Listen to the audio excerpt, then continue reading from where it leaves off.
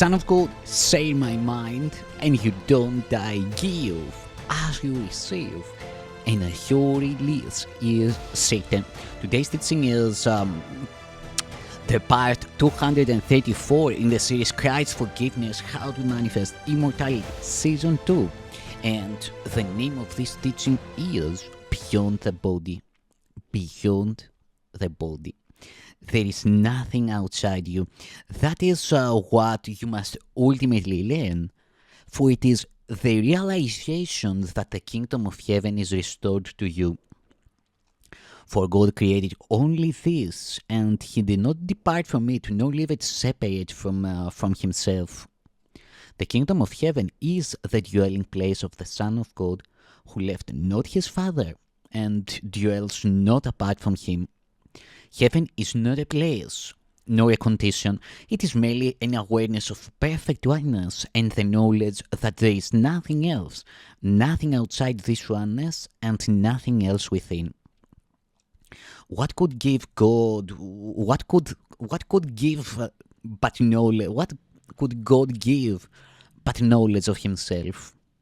What else is there to give? The belief that you could give and get something else, something outside yourself, has cost you the awareness of heaven and your true identity.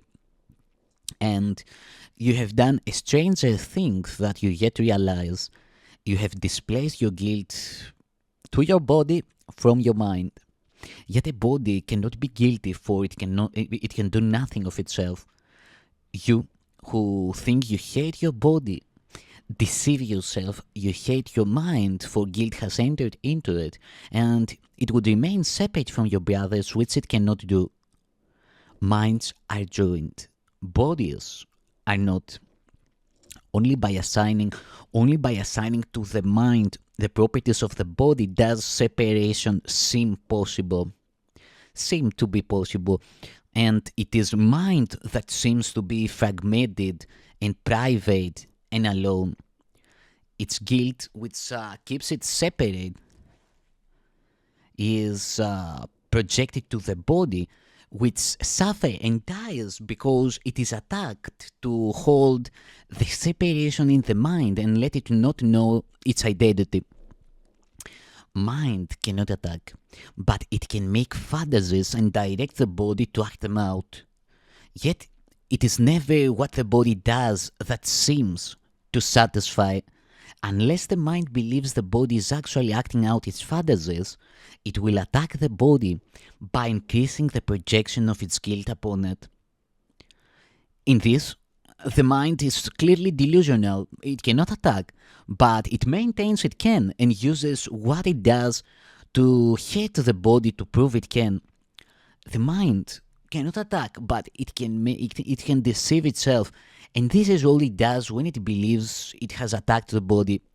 It can project its guilt, but it will not lose it through projection. And though it clearly can misperceive the function of the body, it cannot change its function from what the Holy Spirit establishes it to be. The body was not made by love, yet love does not contain it and can use it lovingly, respecting what the Son of God has made and using it to save him from illusions. Would you not have the instruments of separation interpreted as means for salvation and used for purposes of love? Would you not welcome and support the shift from fantasies of vengeance to release from them? Your perception of the body can clearly be sick, but project not this upon the body. For your wish to make destructive what cannot destroy can have no real effect at all. What God created is only what He would have it be, being His will. You cannot make His will destructive. You can make fantasies in which your will conflicts with His, but that is all. It is insane to use the body as the scapegoat for guilt, directing its attack and blaming it for what you wished it to do. It is impossible to act out fantasies, for it is still the fantasies you want, and they have nothing to do with what the body does. It does not dream of them, and they but make it a liability where it could be an asset. For fantasies have made your body your enemy, weak, vulnerable, and treacherous, worthy of the hate that you invest in it. How has this served you? You have identified with this thing you hate, the instrument of vengeance and the perceived source of your guilt. You have done this to a thing that has no meaning, proclaiming it to be the dwelling place of God's Son and turning it against Him. This is the host of God that you have made, and neither God nor His most holy Son can enter an abode that harbors hate, and where you have sown the seeds of vengeance, violence, and death. This thing you made to serve your guilt stands between you and other minds. The minds are joined, but you do not identify with them. You see yourself locked in a separate prison, removed and unreachable, incapable of reaching out as being reached.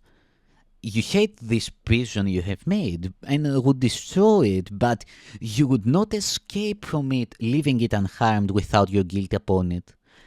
Yes, only thus can you escape. The home of vengeance is not yours.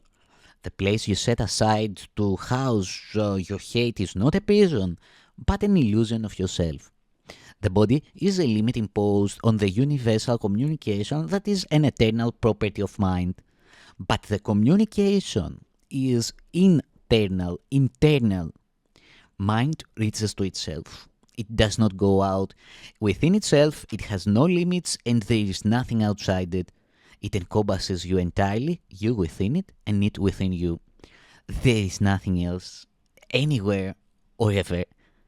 The body is outside you and but seems to surround you, shutting you off from others and keeping you apart from them. It is not there. There is no barrier between God and His Son, nor can His Son be separated from Himself except in illusions. This is not His reality, though He believes it is. Yet this could only be if God were wrong. God would have had to create differently and to have separated Himself from His Son to make this possible. He would have had to create different things and to establish different orders of reality, only some of which were love. Yet love must be forever like itself, changeless forever and forever without alternative. And so it is. You cannot put a barrier around yourself because God placed none between Himself and you. You can stretch out your hand and reach the heaven. You, whose hands are joined, have begun to reach beyond the body but not outside yourself, to reach your shared identity together. To reach your shared identity together. Could this be outside you, where God is not? Is He a body? And did He create you as He is not and where He cannot be? You are surrounded only by Him, and what limits can there be on you whom He encompasses? Everyone has experienced what he would call a sense of being transported beyond himself.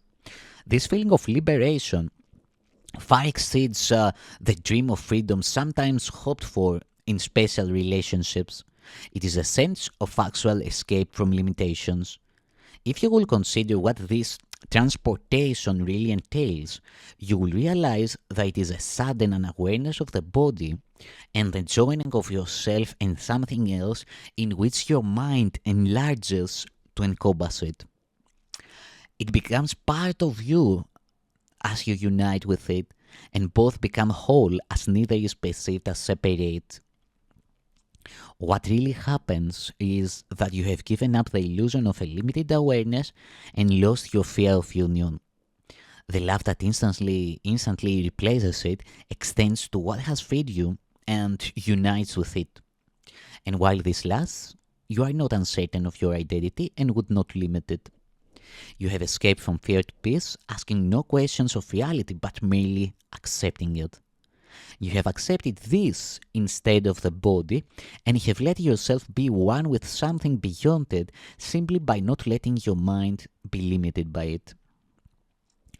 This can occur regardless of the physical distance that seems to be between you and what you're doing, of your respective positions in space, and of your differences in size and seeming quality. Time is not relevant, it can occur with something past, present, or anticipated. The something can be anything and anywhere: a sound, a sight, a thought, a memory, and even a general idea without specific reference. Yet in every case, you join it without reservation because you love it and would be with it. And so you rush to meet it, letting your limits melt away, suspending all the laws your body obeys and gently setting them aside. There is no violence at all in this escape. The body is not attacked, but simply properly perceived. It does not limit you, merely because you would not have it so. You are not really lifted out of it, it cannot contain you. You go where you would be, gaining, not losing a sense of self. In this instance of release from physical restrictions, you experience much of what happens in the whole instant: the lifting of the barriers of time and space, the sudden experience of peace and joy, and above all, the lack of awareness of the body and of the questioning whether or not all this is possible. It is possible because you want it. The sudden expansion of awareness that takes place with your desire for it is the irresistible appeal the whole instant holds. It calls to you to be yourself within its safe embrace. There are the laws of limits lifted for you to welcome you to openness of mind and freedom.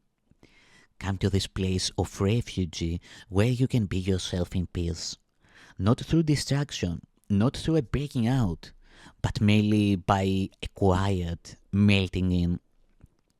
For peace will join you there simply because you have been willing to let go the limits you have placed upon love and joined it where it is and where it led you in answer to its gentle call to be at peace.